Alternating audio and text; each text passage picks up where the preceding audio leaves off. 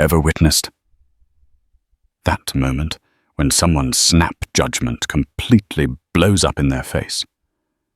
Picture this, a crowded boarding gate at LAX, the air thick with impatience. A young black teenager, barely out of high school, politely asks for help with her carry-on. Snickers ripple through the first-class line. Eye rolls are exchanged. Kids these days, a woman mutters loud enough to be heard. But what they don't know is that this quiet teen isn't just any passenger. She's about to show them a lesson in humility they'll never forget with a simple, almost silent gesture that will unravel their arrogance thread by thread. The fluorescent lights of Los Angeles International Airport, LAX Terminal 4, hummed with a relentless, indifferent energy. Gate 42B, serving ascend, Air Flight 212 to New York. JFK was a microcosm of societal strata, a chaotic ballet of hurried travelers. Amara Washington, 17, clutched her backpack strap with one hand and maneuvered her slightly oversized, sleek black carry-on with the other. It wasn't heavy, just awkwardly shaped due to the sensitive equipment nestled within equipment that was her life's work, or at least the beginning of it. She wore simple black leggings, a hoodie from her high school's robotics club, and well-worn sneakers. Her hair was pulled back in neat braids, and behind her glasses her eyes, calm and observant, took in the scene. She was flying solo, a prospect that was more exciting than daunting. This trip was a big deal. The call for first class and premium passengers had just been made. A self-important-looking couple, somewhere in their late 40s, elbowed their way to the front of the Zone 1 line, nearly clipping Amara's bag. The woman dripping in designer logos that screamed new money rather than old elegance shot Amara a disdainful look, as if her mere presence near the priority lane was an affront. Her name tag, conspicuously displayed on her Louis Vuitton tote, read Karen Masterson, lifestyle influencer. Her husband, a man whose expression suggested he'd long ago surrendered to his wife's whims, trailed in her wake a phone. Ping Mu glued to his face. Let's call him Chad. Amara, unfazed, waited for her zone to be called. When Zone 3 was announced, she joined the throng. The overhead bin space, as always, was a battlefield. She found a spot above her assigned seat, 15C, an aisle seat in the Economy Plus section, a small upgrade her mum had insisted on. The bag with its precious contents needed to go in wheels first, but the angle was tricky. She tried once, then twice her 5'5" frame, struggling to get the necessary leverage. "Excuse me," she said politely to a burly man in a business suit, shoving his own roller bag with forceful abandon into the bin across the aisle. "Could you possibly give me a hand with this for a second?" The man grunted without looking at her, slamming his bin shut. "Everyone for themselves, kid." Amara blinked, then tried again. Her bag snagged. From a few rows ahead in the plush comfort of first class, Karen Masterson's voice, sharp and grating, cut through the cabin noise. "Oh, for goodness sake, can't anyone pack their own bags anymore? If you can't lift it, don't bring it. Some people just have no consideration." Chad chuckled beside her, a short barking sound. "Probably full of TikTok props, honey." Amara's cheeks warmed, but she kept her composure. A flight attendant, Brenda, mid-30s, with a professionally plastered smile that didn't quite reach her eyes, bustled past. "Ma'am?" Amara asked, her voice still quiet but clear. "Could I trouble you for some assistance?" Brenda paused, her eyes flicking over Amara from her hoodie to her sneakers, then to the bag. "Honey, we're supposed to help those who need it, like the elderly or disabled. It's just a bag. Give it a good shove." Her smile tightened, then she moved on her attention, already on a passenger in a premium seat, complaining about their pre-departure orange juice. The message was clear. You don't look like you belong here, and you certainly don't look important enough for my help. A wave of frustration, mixed with a familiar weariness, washed over Amara. It wasn't just about the bag. It was the casual dismissal, the snap judgments she'd faced countless times in countless situations, from advanced placement classes to robotics competitions. She was tired of having to prove herself at every turn. Taking a deep breath, Amara adjusted her grip. This time she noticed a small, almost imperceptible lever on the side of her bag, a new feature she'd been testing. She pressed it. With a soft hydraulic hiss, tiny, almost invisible rollers deployed from the base, angling the bag perfectly. With a gentle push, it slid smoothly into the bin. She closed the compartment with a soft click.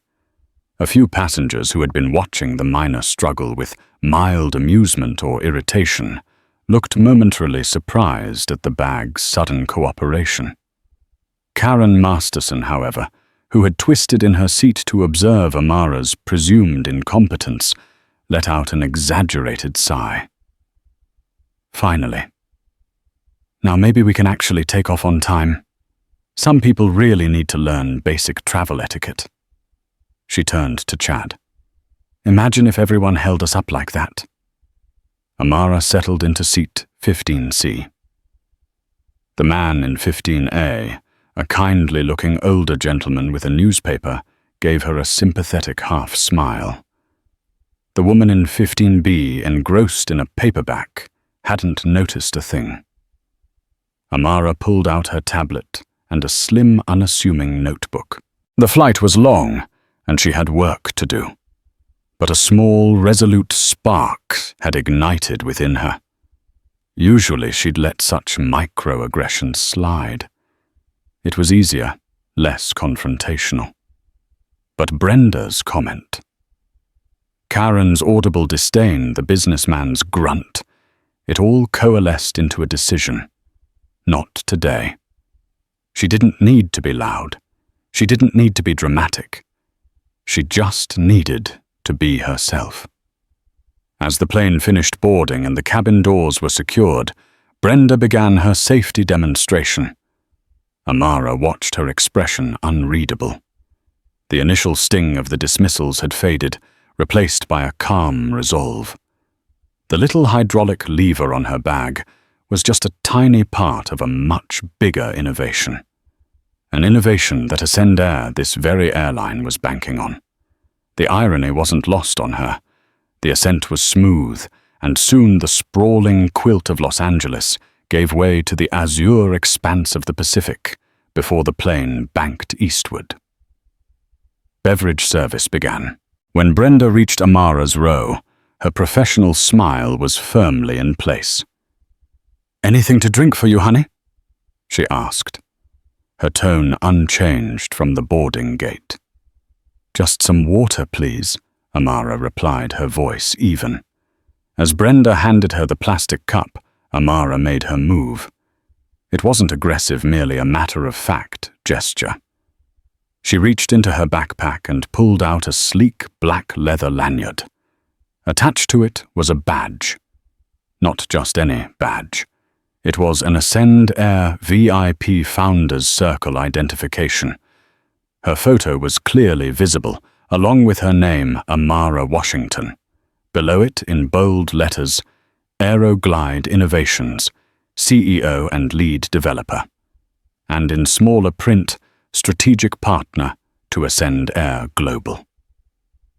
Amara didn't flourish it. She didn't wave it around. She simply clipped it onto the collar of her hoodie. Then she picked up her water, took a sip, and returned to the complex algorithms on her tablet screen. Brenda, however, had frozen mid-aisle. Her eyes trained to spot elite status indicators, gold medallions, platinum cards, widened almost imperceptibly as they registered the unique, rarely seen Founders Circle badge. It was a special designation given only to individuals whose companies had entered into transformative, high-value partnerships with the airline, or who were pioneers in aviation technology that Ascend Air was adopting. These weren't just frequent flyers. These were people who shaped the airline's future. Her mind replayed the boarding gate encounter, Amara's polite request, her own dismissive response. "We're supposed to help those who need it." The words echoed with a new horrifying resonance. She'd brushed off not just a passenger, but someone whose innovative work was currently being lauded in Ascend Air's internal executive briefings as a game-changer for logistics and customer experience. Aeroglide's AI-driven baggage handling and tracking system, promising to virtually eliminate lost luggage and streamline ground operations, was the talk of the company. Brenda's professional smile faltered, a flicker of genuine panic crossing her features. She looked at Amara again, truly seeing her this time. The intense focus, the quiet confidence that she had mistaken for teenage awkwardness. The hoodie and sneakers suddenly seemed less like student attire and more like the unpretentious uniform of a young tech prodigy who cared more about her work than about designer labels. The flight attendant swallowed her throat suddenly dry. She wanted to apologize to say something, but Amara was engrossed in her work, seemingly oblivious to the internal turmoil she had just unleashed. Or perhaps Brenda suspected with a dawning, chilling understanding. Amara was very aware. Further up in first class, Karen Masterson was complaining to another flight attendant about the temperature of her white wine. "It's practically lukewarm. For these prices, one expects a certain standard, don't you think?" The kindly gentleman in 15A, Mr. Henderson, who had been discreetly observing Amara, had also noticed the badge. He was a retired aerospace engineer, and while he didn't recognize the Aeroglide name immediately, the Founders Circle designation spoke volumes. He'd seen those badges maybe twice in 20 years of consistent first-class travel. He gave Amara a look of newfound respect. The cabin hummed along, but for Brenda, the atmosphere had shifted dramatically. Every so often, her gaze would drift back to 15C, to the unassuming girl with the powerful badge. She recalled the memo about the upcoming Aeroglide trial at JFK and LAX, the multi-million-dollar investment Ascend Air had poured into it. The CEO of Ascend Air himself, a Mr. Davies, had personally championed the partnership. Brenda quickly finished the beverage service in her section, her usual efficiency now tinged with a nervous energy. She needed to speak to the purser, Susan, and she needed to do it before this young woman, this founder, decided to make a formal complaint. Her career could hinge on this. Meanwhile, Amara continued to work. The algorithms for the new generation of self-tagging, self-sorting luggage, the very system her awkward carry-on was a prototype for, needed final stress testing simulations. The irony of struggling with her own advanced baggage was not lost on her, but the incident had provided unexpected real-world data points on human interaction and assumptions, which in a way was just as valuable. Her phone switched to airplane mode, but connected to the plane's Wi-Fi for her secure network. Access buzzed silently with an incoming encrypted message from her lead engineer, LAX ground crew confirmed. Prototype bin sensors picked up unusual stress on your bag's frame during manual loading attempt. Lever deployment successful. Data stream looks good. Small victory, boss. Amara permitted herself a tiny smile. Small victories, and sometimes quiet statements. The real test, she knew, wasn't just the technology. It was overcoming the outdated perceptions and biases that often stood in the way of progress. And today, on Ascend Air Flight 212, That test was playing out in more ways than one. Brenda made a beeline for the galley, where Susan, the flight purser, was reconciling her service counts. Susan was a veteran with 30 years in the skies, a no-nonsense woman who had seen it all. "Susan." "We have a situation," Brenda said, her voice low and urgent. Susan raised an eyebrow. "What kind of situation? Drunk and disorderly in 3B, again." "Worse. Potentially much worse for me." "Remember the Aeroglide briefing? The new AI baggage system?" "Vaguely. Young tech genius, big contract. Why?" "She's on board. Seat 15C, Amara Washington. And I think I seriously messed up during boarding." Brenda quickly recounted the incident, her dismissive remarks the assumption she'd made based on Amara's appearance. "She's wearing a Founder's Circle badge now, right there on her hoodie." Susan's expression sharpened. "A Founder's Circle? Are you sure those were rarer than hen's teeth?" "Describe it." Brenda did, and Susan's eyes narrowed further. "Okay, that's significant.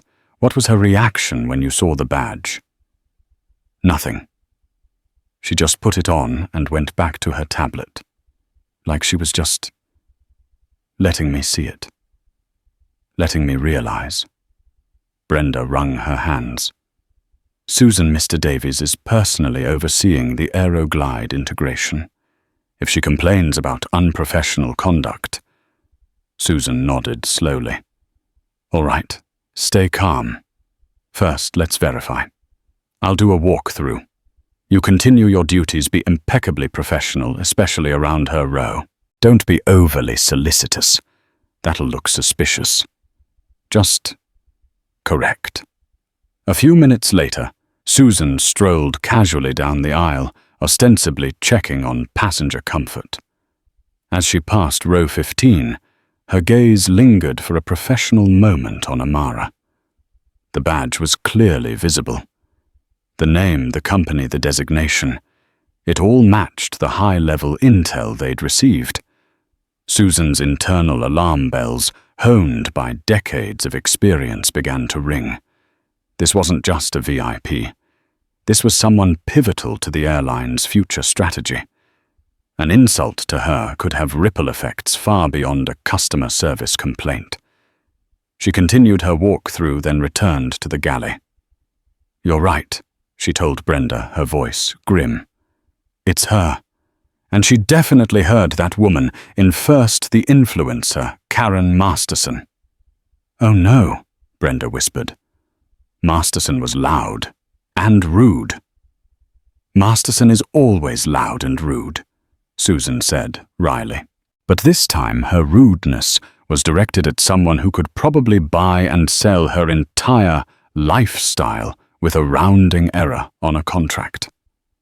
Just then the plane hit a patch of unexpected turbulence. The seatbelt sign pinged on, and an announcement came from the cockpit advising passengers and crew to take their seats. For the next 10 minutes, the aircraft bucked and swayed, not dangerously, but enough to unsettle stomachs and fray nerves.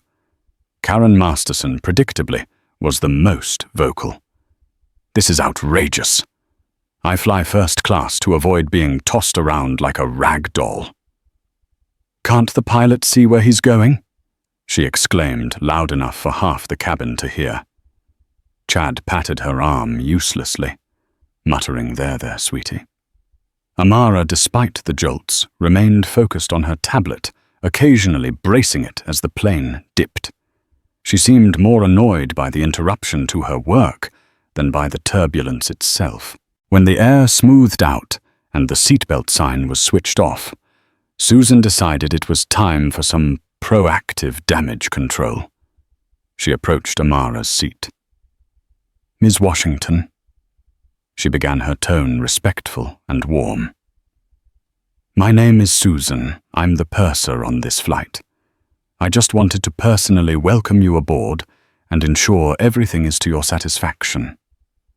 Amara looked up, offering a polite, small smile. "Thank you, Susan. Everything is fine. I also wanted to sincerely apologize if your boarding experience was anything less than stellar." Susan continued, choosing her words carefully. Ascend Air prides itself on exceptional service for all our passengers, and particularly for our valued partners like yourself and Aeroglide Innovations. Brenda, who had been hovering anxiously nearby, flinched at the direct mention. Amara's gaze shifted to Brenda for a fleeting moment, then back to Susan. "Boarding was illuminating," she said, a slight emphasis on the word. "It provided some useful insights." Susan understood the coded message. This young woman missed nothing. "Well, I hope the rest of your journey is smooth and productive. Please don't hesitate to let me or any member of the crew know if there's anything at all you need." "Thank you. I will," Amara said, then returned to her tablet. The interaction was brief, polite, but the underlying currents were palpable. Meanwhile, Karen Masterson was not done. Having been momentarily silenced by the turbulence, she now resumed her complaints, this time to Brenda, who had the misfortune of passing by. "Flight attendant. This turbulence was unacceptable. I expect some form of compensation, miles a voucher, something. And that girl back there," she gestured vaguely towards Amara's section, "the one who took forever with her bag. She should be in basic economy, not holding up passengers who've actually paid for priority." Brenda, now acutely aware of who that girl was, felt a cold dread. "Ma'am, turbulence is a natural occurrence, and the captain navigated it expertly. As for other passengers, everyone is seated according to their ticket." "Ticket?" Karen scoffed. "She looks like she snuck on. And what's with that ridiculous badge she put on? Probably bought it on Etsy. Some people are so desperate for attention." She pulled out her phone. "My followers are going to hear all about the abysmal service on Ascend Air today. All of it." She started filming, narrating in a loud, aggrieved whisper about the subpar experience and the clearly unqualified passengers being allowed to delay things. Amara, though seemingly engrossed, subtly angled her own phone, which was propped against her water bottle. Its camera was also on, discreetly recording Karen's tirade, capturing the audio with crystal clarity, thanks to the noise-cancelling microphone array it used, another piece of Aeroglide tech she was field testing. Mr. Henderson in 15A leaned slightly towards Amara. "Don't let her bother you, young lady," he murmured. "Some people mistake arrogance for importance." Amara gave him a grateful smile. "Thank you, sir. I appreciate that."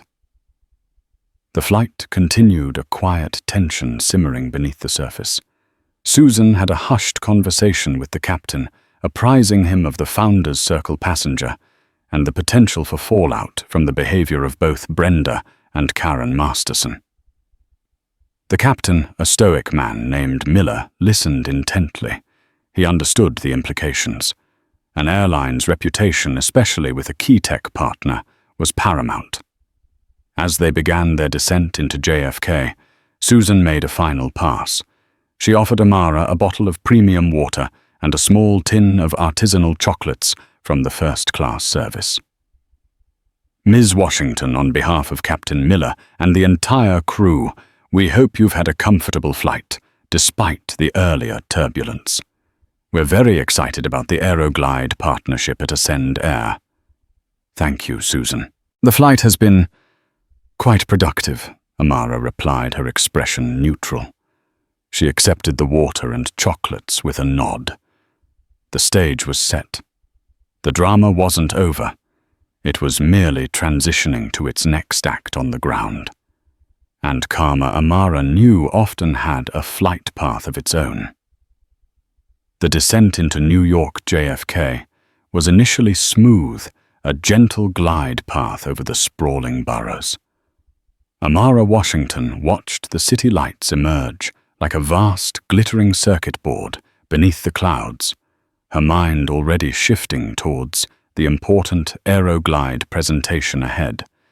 Beside her, the kindly Mr. Henderson was engrossed in his newspaper, while the woman in the window seat was asleep. The cabin was filled with the usual pre-landing Russell laptops being stowed, seatbacks returned to their upright positions, a sense of collective anticipation. This relative calm, however, was punctuated by intermittent pronouncements from first class. Karen Masterson. Having apparently recovered from the earlier turbulence, and her wine temperature woes, was already curating her arrival narrative for her online audience. Her voice, though slightly lower than mid-flight, still carried. "Almost there, my darlings," she cooed into her phone, which was mounted on a small, ostentatious tripod attached to her tray table. "Touchdown in the Big Apple soon. Can't wait to escape this experience. Honestly, the trials I endure for you. But first, a word with the management about the appalling service. Some people just aren't cut out for customer-facing roles, if you catch my drift." She punctuated this with a theatrical wink at her camera. Chad beside her offered a weak, supportive murmur. His own phone held aloft, as if to capture B-roll footage of his wife's influencer journey. Amara felt a familiar tightening in her chest, not of anger, but of a weary resignation that such self-absorption existed so brazenly. She focused on her breathing, a technique she used before important presentations, and mentally reviewed her opening remarks for the Ascend Air executives. The plane bumped gently onto the runway, the roar of the reverse thrusters momentarily drowning out even Karen. As they taxied towards the terminal, the cabin crew went through their arrival procedures. Flight attendant, Brenda. Her face still pale, but her composure regained, caught Amara's eye briefly, and offered a small, hesitant smile, which Amara returned with a neutral but not unkind nod. The unspoken understanding was there. The moment the seatbelt sign dinged off, it was a barely controlled stampede. Karen Masterson naturally was at the forefront of those pushing into the aisle, her designer luggage bumping against other passengers. "Excuse me. Coming through VIP here, people." "Some of us have places to be," she announced, as if the entire aircraft should part ways for her. As Amara patiently waited her turn, Susan the purser appeared by her row, her expression a well-practiced blend of efficiency and warmth. "Ms. Washington," she said, her voice discreet. "We're docked at gate C-32. I've arranged for a tarmac transfer for you directly from the aircraft stairs, if you'd prefer. It will bypass the terminal crush and take you straight to your arranged ground transport or connecting flight." This was an exceptional offer, a clear indication of the airline's desire to smooth things over and acknowledge her status. Amara considered it for a moment. The efficiency was tempting, but then a flicker of something else, curiosity. A desire for closure made her pause. She glanced towards the front of the plane, where Karen was already loudly directing Chad to retrieve her various bags from the overhead. "Thank you, Susan.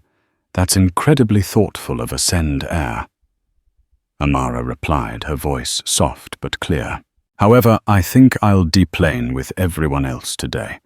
My meeting is actually within the terminal complex and, well, I wouldn't want to miss any of the authentic New York arrival experience."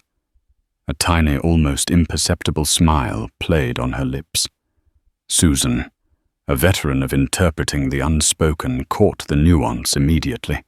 Her eyes twinkled with understanding. As you wish, Ms. Washington. It can certainly be memorable. She stepped aside slightly, then paused. Brenda has something she'd like to say to you if you have a moment. Brenda approached, her hands clasped tightly in front of her. Her professional mask had slipped, revealing genuine anxiety and a deep-seated shame.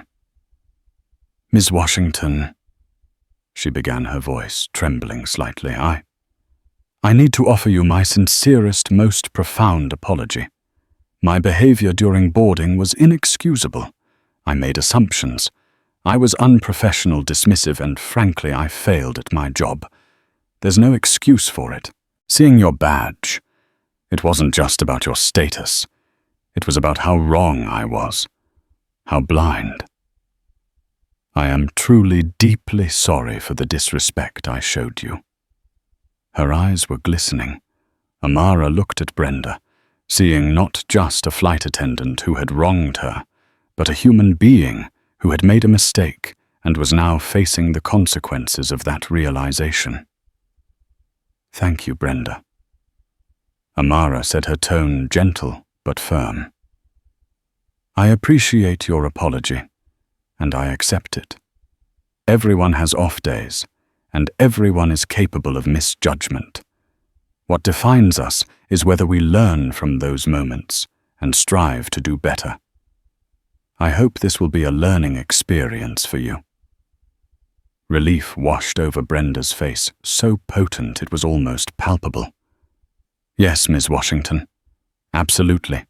It already has been. Thank you. She stepped back, visibly lighter, as Amara retrieved her sleek black carry-on, this time with the effortless grace of its designer, and joined the slow procession towards the exit. The jet bridge was a brightly lit tunnel, humming with the indistinct chatter of disembarking passengers. But at its mouth, where it connected to the bustling terminal, stood a small official-looking group that brought a hush to the immediate vicinity. 2 uniformed Ascendair ground managers, their postures radiating quiet authority, flanked a woman in a sharply tailored navy suit. Her Ascendair executive name badge read Eleanor Vance, Vice President, Customer Experience and Strategic Alliances. Her expression was one of polite, unwavering steel. Amara recognized her name and face instantly from the countless high-level project emails and video conferences regarding the Aeroglide integration. This was no ordinary meet and greet. Karen Masterson, of course, was among the first to reach them, Chad scurrying in her wake like an anxious squire. She clearly mistook them for a special welcoming committee arranged for her, or perhaps an instant complaint resolution squad. Finally, Karen exclaimed, beaming triumphantly at Ms. Vance. Took you long enough. I'm Karen Masterson. I trust you're here to discuss the absolutely atrocious service on Flight 212. I have a list of grievances, and my followers. She tapped her phone, which was naturally recording, are very interested in how Ascendair handles elite customer feedback. Ms. Vance's polite smile did not waver, nor did it reach her eyes. Mrs. Karen Masterson. She confirmed, her voice, perfectly modulated, carrying easily over the terminal noise. The one and only, Karen said, preening. Indeed, Ms. Vance replied, a subtle coolness underscoring the word. We are here to discuss your journey on Flight 212. My name is Eleanor Vance, Vice President at Ascendair. We have, in fact, been made aware of several serious issues pertaining to your conduct, Mrs. Masterson. Karen's triumphant expression faltered, replaced by a flicker of confusion, then annoyance. My conduct. I think you mean the crew's conduct. I was a model passenger under extreme duress. Chad chimed in, his voice a nervous squeak. That's right. My wife is a very important influencer. She has over 500,000 followers. You should be apologizing to her. Ms. Vance's gaze remained fixed on Karen. Mrs. Masterson. Ascendair has a zero-tolerance policy for verbal harassment of fellow passengers, disruptive behavior that interferes with crew duties, and a consistent pattern of conduct intended to intimidate or extract unwarranted compensation. During Flight 212, we have documented instances of your loud and abusive language towards cabin crew. Your disparaging remarks about other passengers made within their hearing, and your deliberate attempts to disrupt the service flow, not to mention your histrionics during a period of minor turbulence, which necessitated crew members diverting attention from safety protocols. Karen's jaw tightened. That slander! How dare you? Those were legitimate complaints. That girl in economy, plus with the oversized bag held everyone up, and that flight attendant was rude to me. First, the girl in economy, plus, as you so dismissively term her. Ms. Vance said, her voice dropping slightly, becoming even more precise, is Ms. Amara Washington, CEO of Aeroglide Innovations, a key strategic partner to this airline, whose technology, ironically, you will soon benefit from every time you fly with any modern carrier. And she was, by all accounts, including multiple witness statements and audio-visual records, nothing but polite. The only rudeness documented, Mrs. Masterson, originated from your vicinity. Ms. Vance continued, her gaze unyielding, as Karen's face began to pale. Furthermore, this is not an isolated incident. Our records show a disturbing pattern over your last 7 flights with Ascendair, and our alliance partners' multiple unsubstantiated complaints, demands for upgrades and full refunds based on exaggerated or fabricated issues, and aggressive behavior towards staff when these demands were not met. We have reviewed extensive evidence related to today's flight, Mrs. Masterson. This includes detailed reports from the captain and entire cabin crew, statements from several other passengers who volunteered them, and most comprehensively the complete, unedited footage from your own social media live stream, which you so helpfully broadcast. A ghost of a smile touched Ms. Vance's lips. We also have access to other recordings of a rather higher fidelity. Karen's bravado began to visibly crumble. Recordings my live stream. You can't use that against me. On the contrary, Mrs. Masterson. Ms. Vance stated, her tone becoming glacially formal. It forms part of a substantial body of evidence. As a result of your consistent and egregious violations of Ascendair's conditions of carriage and passenger conduct policies. The following actions are effective immediately. Your Ascendair advantage. Diamond Elite status is permanently revoked. All accrued miles and benefits therein are forfeited. Furthermore, you, Karen Masterson, are hereby banned from travel on Ascendair and all its Star Alliance partner airlines for a period of 2 years. This decision is final and not subject to appeal. Attempting to circumvent this ban will result in further action. The color drained completely from Karen's face, leaving it a mottled canvas of disbelief and dawning terror. Banned. You can't ban me. I'll sue you. I'll sue Ascend, into the ground. I'll tell every single one of my followers. I'll destroy your reputation. Her voice rose, cracking with hysteria. Chad looked like he was about to faint. Ms. Vance remained unmoved. That is your prerogative, Mrs. Masterson. However, should you choose to engage in public defamation of Ascendair based on false or misleading claims, please be advised that Ascendair is fully prepared to release its own comprehensive, unedited evidence portfolio to the public domain. This will include all relevant audio-visual materials, witness depositions, and a detailed history of your interactions with our airline. We believe the unvarnished truth will speak for itself.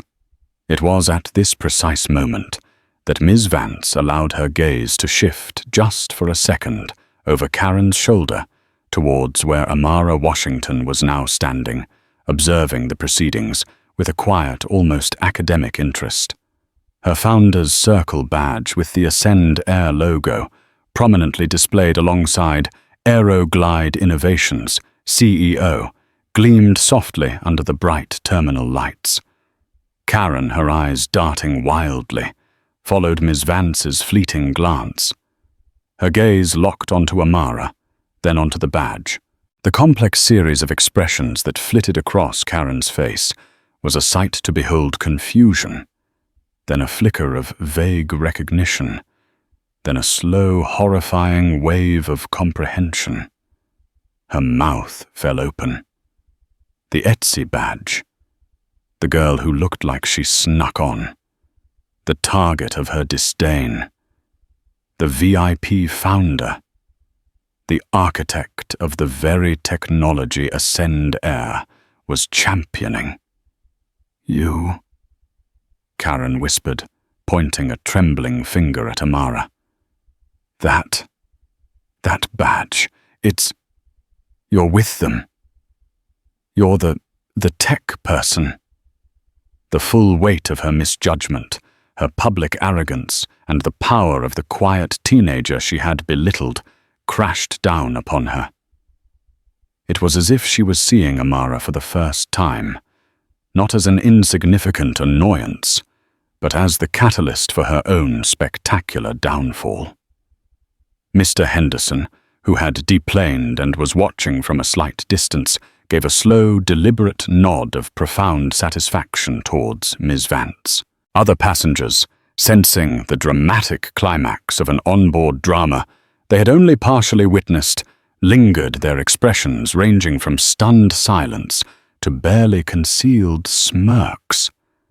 Two uniformed airport police officers, who had been standing discreetly nearby, now stepped forward, their presence professional but unshakable. "Mrs. Masterson," one of them said, calmly but firmly, "we'll escort you to baggage claim, and then to the landside exit. Please come with us." Karen's fight seemed to drain out of her, replaced by a deflated, bewildered despair. Her phone, still clutched in her trembling hand, slipped from her grasp and clattered onto the polished floor. The screen spider-webbing into a dozen cracks. Her live stream, her connection to her carefully curated world, was brutally severed. Chad, pale and sweating, could only stammer, "But our luggage, our first-class lounge access, your checked luggage will be available at the carousel." "Sir," Ms. Vance said to him coolly. "Your lounge access, however, is no longer valid." As Karen was gently but inexorably guided away by the officers, a lost, pathetic figure muttering about injustice and conspiracies. One of the Ascend Air ground managers stepped towards Amara. "Ms. Washington, Mr. Davies, our CEO, is eagerly awaiting your arrival in the Concourse C Conference Center. Your Aeroglide team is already there. Please allow me to escort you, and please accept our sincere apologies that you had to witness such an unfortunate display." Ms. Vance joined them, her stern enforcer demeanor instantly replaced by one of warm, genuine professional respect as she addressed Amara. "Ms. Washington, I cannot apologize enough for the behavior you were subjected to on this flight. It is antithetical to everything Ascend Air stands for. Your composure was extraordinary. We are immensely grateful for your understanding and your partnership. Please rest assured, this incident will be a catalyst for further internal training and reinforcement of our service ethos." Amara met Ms. Vance's gaze. "Thank you, Ms. Vance. I appreciate Ascend Air's swift and decisive handling of the situation, Direct feedback and clear consequences are always valuable. And I must say, she added a thoughtful expression on her face. Flight attendant Brenda expressed very sincere remorse and apologized personally. I believe she truly understood her error. A look of relief passed over Ms. Vance's face. That is heartening to hear, Ms. Washington. We value our crew, and we believe in learning and growth. She gestured down the concourse. Now let's get you to your team. They're excited to begin, and Mr. Davies is particularly keen to discuss the future. As they walked away from the rapidly dispersing crowd at gate C32, Amara glanced back momentarily. The last she saw of Karen Masterson was a slumped figure being spoken to by the police officers near a customer service desk, her husband wringing his hands beside her. The vibrant, assertive influencer was gone, replaced by a portrait of public humiliation. Amara felt no malice, no glee, just a quiet sense of order restored. The karmic landing had been executed with precision. The journey from being underestimated and dismissed to being recognized and respected had been swift and, in its own way, illuminating. The world was complex, filled with all kinds of people. Her role, she felt with growing clarity, was to navigate it with integrity, to let her work speak, and to trust that truth, like gravity, would eventually assert itself. The real ascent was just beginning. The sterile opulence of the Ascend Air Executive Conference Room at JFK was a world away from the controlled chaos of the boarding gate. Here mahogany gleamed under recessed lighting, and the scent of expensive coffee mingled with an almost palpable air of anticipation. Amara Washington stood at the head of the vast table, not as a teenager who had recently fumbled with a bag, but as the poised CEO and lead developer of Aeroglide Innovations. Her team, a small, dedicated group of engineers and a sharp business development manager she'd flown in earlier, flanked a secondary display, their expressions a mixture of pride and nervous excitement. Across the table sat Liam Davies, Ascendair's formidable CEO, a man whose reputation for cutting-edge decisions was matched only by his intolerance for mediocrity. Surrounding him were the airline's top brass VPs of operations technology, customer experience, including a grateful Miss Vance, marketing and finance. They were the gatekeepers. The decision-makers whose collective nod could catapult Aeroglide into the stratosphere, or whose skepticism could ground it indefinitely. Amara began her voice calm and clear, resonating with an understated authority that immediately commanded attention. She didn't rely on theatrics. Her currency was data innovation and a crystal-clear vision. She walked them through Aeroglide's genesis, from a high school science fair project, born of frustration with lost family luggage, to a sophisticated AI-driven ecosystem poised to redefine aviation logistics. The problem, Amara stated a slide depicting a tangled web of conventional baggage handling appearing behind her, isn't just lost bags. Its inefficiency wasted fuel, frustrated passengers, and a monumental data black hole. Aeroglide doesn't just track bags. It creates an intelligent, responsive, and transparent baggage journey.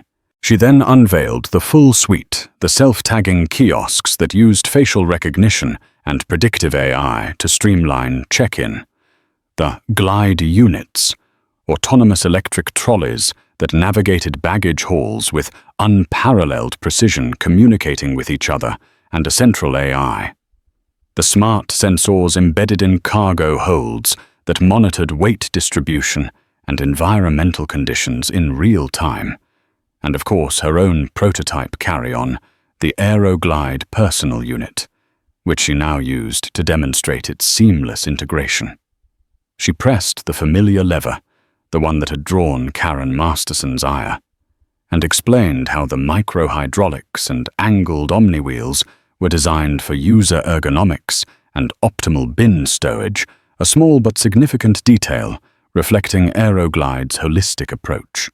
Every piece of luggage becomes an active, intelligent node in the network. She explained, her eyes scanning the room, meeting each executive's gaze. We're not just reducing lost luggage by a projected 98%. We're offering Ascend Air unprecedented operational oversight, predictive maintenance alerts for ground equipment, optimized loading for fuel efficiency, and a vastly enhanced, anxiety-free customer experience. The questions came sharp and incisive. The VP of Operations drilled down on integration with existing infrastructure. The CFO queried the ROI projections and scalability costs. The VP of Technology probed the cybersecurity measures. Amara handled each one with aplomb.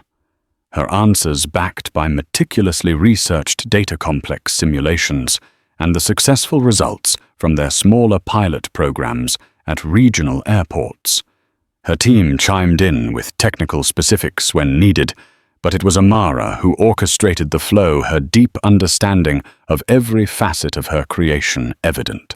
When she concluded presenting a phased global rollout plan, culminating in Ascend Air, becoming the world's first intelligent luggage airline.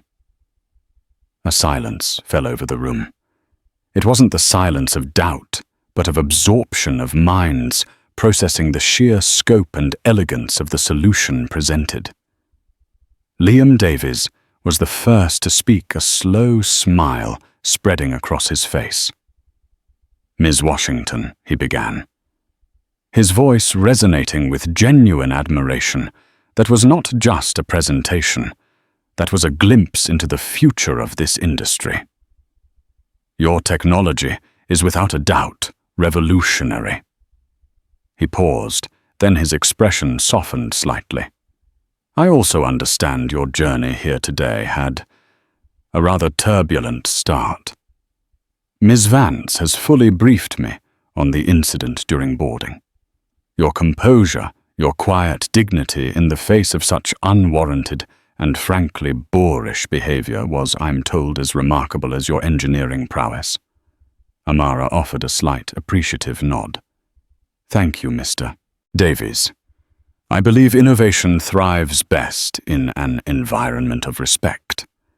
Sometimes life provides unsolicited beta tests for one's patience." A ripple of knowing laughter went around the table. Davies chuckled. "Indeed. Well, consider that particular beta test passed with flying colors. Ascend Air is built on pillars of innovation and customer respect.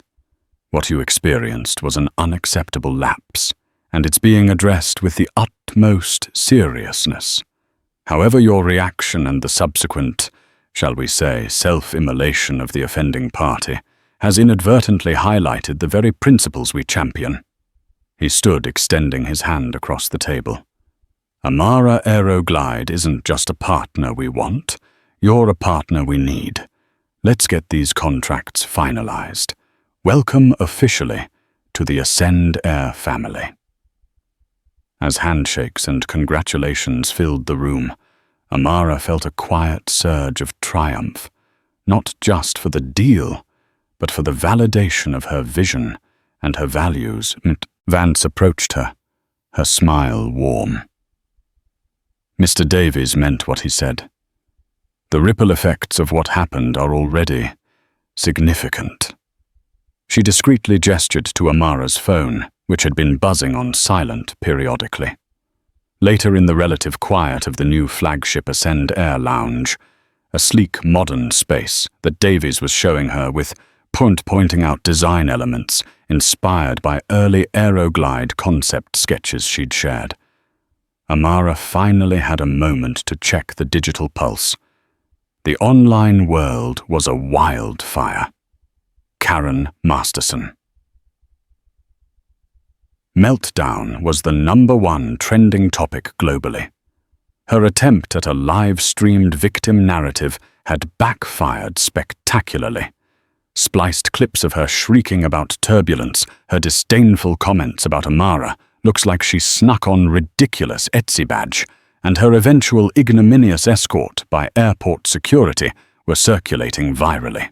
Juxtaposed against these were images of Amara's calm demeanor and, crucially, screenshots of her Ascend Air Founders Circle badge, often accompanied by captions like, "Don't judge a genius by her hoodie," or "the CEO in 15C. Memes were rampant, Karen's aghast face photoshopped onto disaster movie posters, Amara's badge depicted as a superhero emblem. More seriously, comments poured in from thousands who had experienced similar casual dismissals or prejudice. Amara became an unwitting icon for quiet competence and grace under pressure. Major brands that had aligned themselves with Karen's aspirational lifestyle were scrambling. Lux Leisure Wear tweeted, "We are dismayed by the recent conduct of Karen Masterson, which does not reflect our company values. Our partnership is terminated effective immediately." Sparkle Bright Cosmetics and Jet Set Java Coffee quickly followed suit. Her talent agency had reportedly dropped her. An old offensive tweet of Karen's from 2017 had resurfaced, adding fuel to the inferno. Her carefully constructed empire of entitlement was crumbling into digital dust.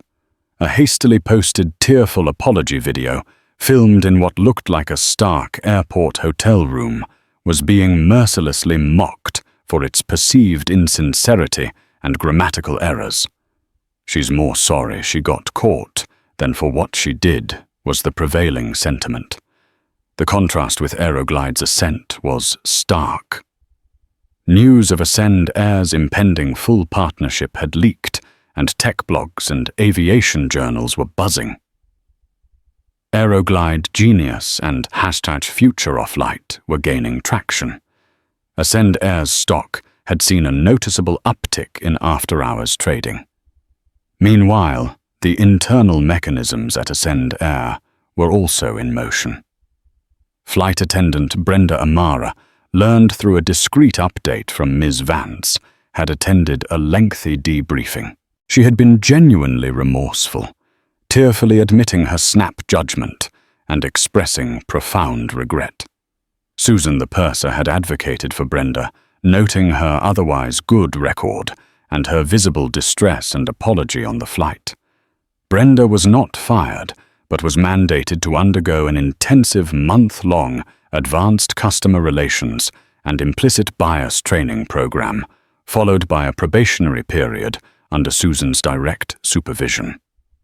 An internal memo, carefully worded, but clearly referencing the recent incident on a transcontinental flight, was circulated to all Ascend Air staff, reiterating the paramount importance of unconditional respect for all passengers and the potential for unconscious bias to tarnish the airline's reputation and overlook valuable individuals.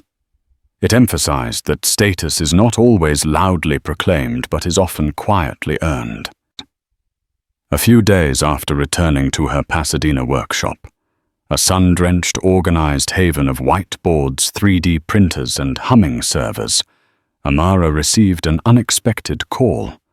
It was Mr. Henderson, the kindly gentleman from seat 15A. "Ms. Washington." "Amara, if I may." His voice was warm and enthusiastic. "I was more than just a casual observer on that flight. My career was in aerospace engineering, and now I run a private equity firm specializing in disruptive technologies. What I saw in you, your poise, your quiet confidence, was impressive. But what truly caught my attention, even before the grand reveal of your badge, was the intelligent design of your carry-on. I noticed the way you tried to stow it, the snag, and then that almost silent, elegant deployment of its assist mechanism. It spoke of thoughtful engineering." He continued, "I've since done my due diligence on Aeroglide innovations. Your patents are robust, your team is lean but formidable, and your vision is precisely what the industry needs. I'd like to discuss a significant Series B funding round. I believe Aeroglide is poised for exponential growth, and I want to be a part of that." They scheduled a meeting. Mr. Henderson wasn't just offering capital, he was offering mentorship connections and a shared passion for elegant solutions to complex problems. The flight had, in its own chaotic way, become the most effective investor pitch Amara hadn't even intended to make. Amara stood before her main whiteboard, where equations and schematics for the next generation of glide units mingled with notes on AI ethics. The incident on Flight 212 had been a catalyst, a stark reminder of the human element that technology, no matter how advanced, had to serve and navigate. She picked up a stylus and began sketching a new concept on a clean section of the board, an augmented reality overlay for flight crew smart glasses or visors. It wouldn't just display seat numbers and meal preferences. It would, with passenger consent gathered during booking, subtly highlight passengers with mobility issues, hidden disabilities, or even extreme anxiety about flying.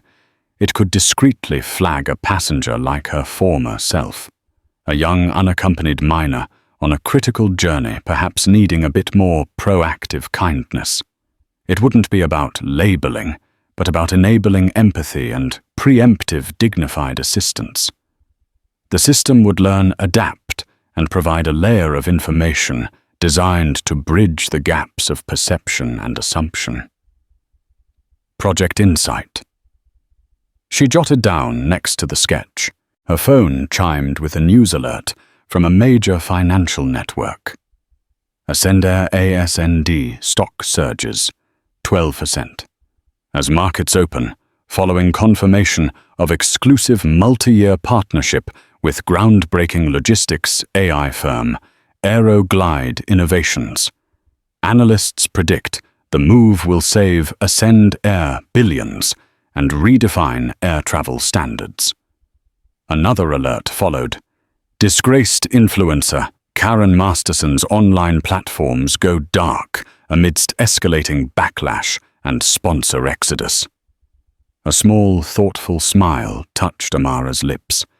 It was never about the downfall of another, but about the uplift of better ideas, better behavior. The world was full of Karens, of skim judgments, and casual cruelties. But it was also full of potential Brendas, capable of learning and growth and unexpected allies like Mr. Henderson. And it was driven forward by those who, like her, chose to build, to innovate, to meet ignorance, not with matching aggression, but with undeniable excellence. Her VIP founder's badge lay on her desk, no longer a defensive shield, but a quiet testament. It had opened doors, yes, but it was her intellect, her resilience, and her unwavering belief in her vision that would keep them open. Amara Washington was an architect of the future, and her ascent, along with Aeroglide's, was only just beginning. The flight to New York had been more than a journey. It had been a crucible forging new strengths, new alliances, and a renewed conviction that the best way to predict the future was to meticulously, thoughtfully, and courageously invent it. And there you have it, a journey that started with a simple request for help and spiraled into a masterclass in karmic justice, all witnessed at 30,000 feet. Amara's story is a powerful reminder that true status isn't about loud demands or flashy labels. It's about quiet confidence, groundbreaking innovation, and treating everyone with respect. Karen Masterson learned the hard way that underestimating someone based on appearance can have severe and very public consequences. What did you think of Amara's ice-cool takedown? Did Karen get what she deserved? Let me know your thoughts in the comments below. If you enjoyed this story of drama twists and ultimate karma, please hit that like button. Share it with someone who loves a good tale of poetic justice, and don't forget to subscribe for more gripping narratives. Your support helps us create more content just like this. Until next time, fly high and judge wisely.